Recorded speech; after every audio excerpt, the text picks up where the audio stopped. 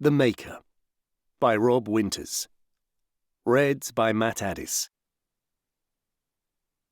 For Mum and Dad. Chapter 1. The Watchmaker's Apprentice. Paris, 1898. "It's magnificent," Victor Liouville said, holding the black pocket watch in his old but steady hands. He chuckled lightly as he admired it. "It's by far the finest you have made, which of course means it is also the finest I have ever seen." "Thank you," said Joseph Carton, watching the old man with affection as he examined the timepiece. The two were sat at the counter at the back of the dim shop. The shop was closed, the early morning sun beginning to creep in through the gaps in the curtains. "The finish and the fittings are perfect. The movement so smooth," Victor continued. He held it to his ear. "And so quiet," he whispered, shaking his head in awe. He picked up an eyeglass from the workbench and moved closer to the lamp to examine the piece in more detail, his bushy white eyebrows coming together to form a V as he spoke. "The markings around the face are very unusual. Not to my taste, I admit, but they have a prettiness to them.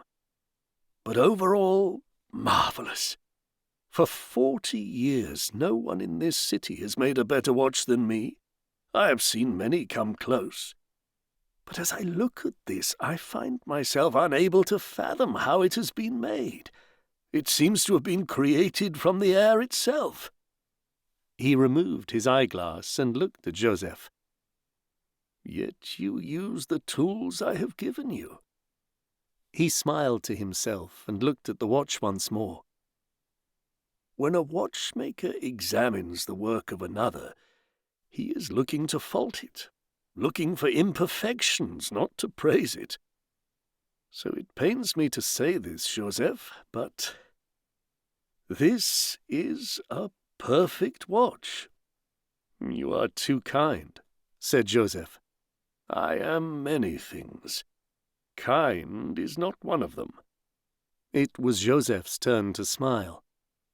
"You've always been kind to me," he said, accepting the small timepiece back, looping its thin chain over his button, then slipping the perfect watch into the pocket of his waistcoat.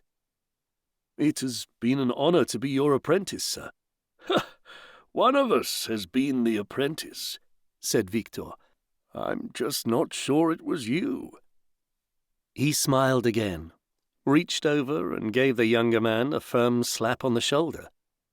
He then stood and walked stiffly into the back room, returning moments later with a bottle of cognac and 2 glasses.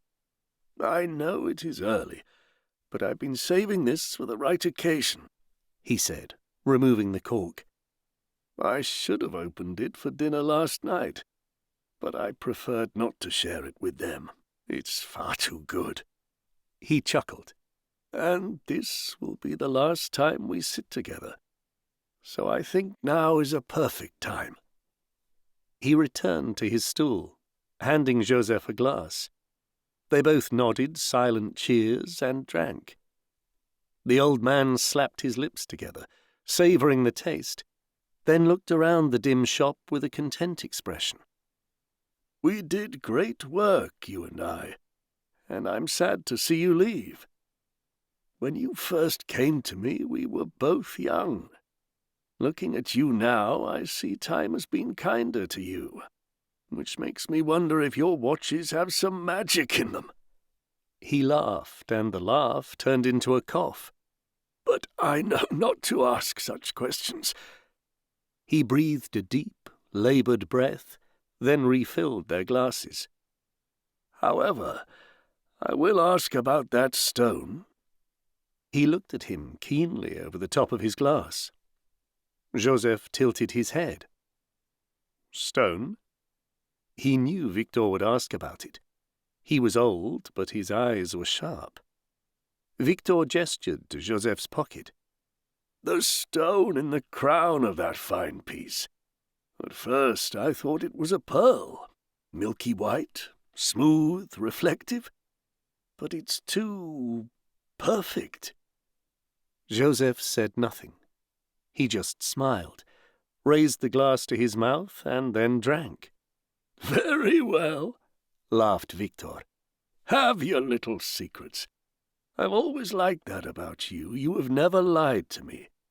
You keep much from me, I'm no fool, but you have never lied. So I'll not press you about the stone, and I won't even ask about the moon dial on the watch face, which to some might seem inaccurate.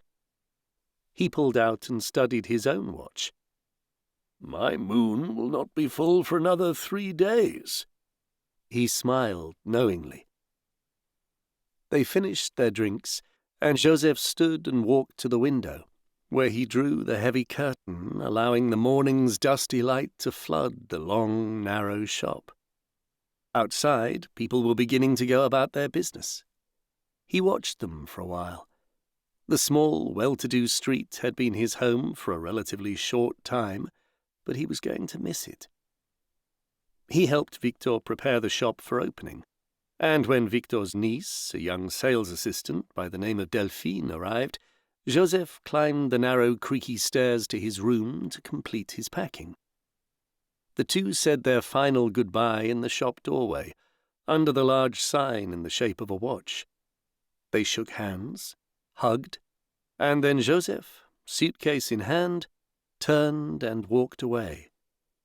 He didn't look back at the old man who watched him leave, and the old man didn't expect him to. He knew Joseph was different. Joseph decided to walk the 2 miles to the station. It was a fine spring morning, and he could think of no better way to say goodbye to his beautiful city, his home for the last 30 years. He meandered down narrow roads that were getting busier as the sun climbed, the smells of ripe fruit engulfing his senses as he passed through a bustling market preparing for the day, the sounds of shutters opening, boxes being stacked, hooves beating the hay-covered cobbles. He wondered what London would be like. Then he wondered how long he'd stay there before feeling the need to move on again. He had no desire to leave Paris, but there were only so many times he could, in good nature, dismiss the comments of his friends regarding his forever youthful appearance. The beard, artificially grey, had helped put pause to most of them. But they would start again in a few years, as friends would become bent and fragile and turn to dust before him. As he left the market behind, he felt a vibration in his pocket.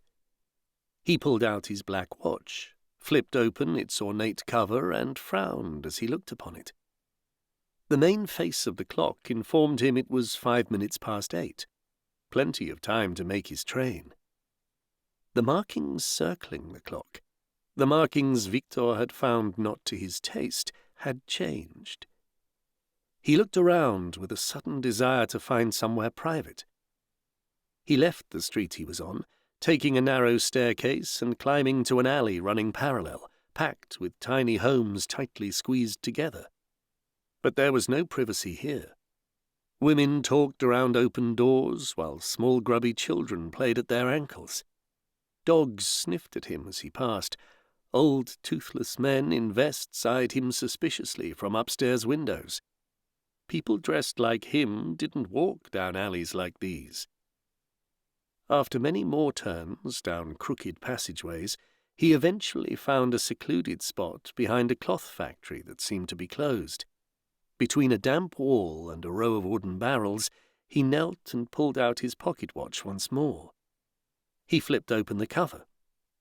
The markings had changed again. He put the watch away and opened his suitcase, pulling aside a layer of clothing to reveal a dark wooden box. Instead of a latch, it was sealed with a silver plate. When he placed his thumb on it, the box opened with a smooth movement, revealing 3 items within, held in place by the perfectly shaped indents carved into the wood. The largest of the 3 items was a dark grey, almost black object that resembled a large lump of coal or perhaps a dark truffle. The second object was a wooden ring, smooth and varnished. The third was a milky white sphere, a circle of blue light around its circumference. It was this last item that he removed from the box. He gripped it tightly in his hand, glancing around the still deserted alley, overlooked only by the pigeons of the rooftops.